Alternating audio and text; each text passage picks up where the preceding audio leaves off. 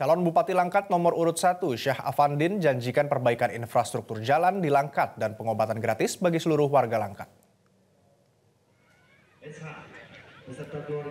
Pasangan calon Bupati Langkat nomor urut 1, Syah Afandin dan Tiorita Surbakti menggelar kampanye terbuka di Terminal Kecamatan Selesai, Kabupaten Langkat, Sumatera Utara.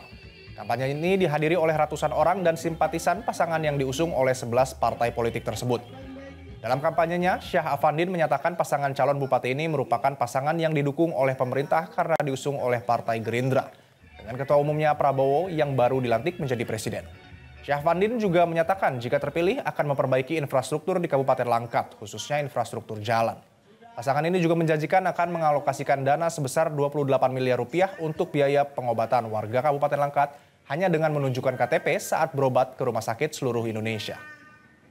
Digunakan untuk yang baik ya Bu ya. Ya. Kami punya program pertama, infrastruktur di Langkat harus diperbaiki.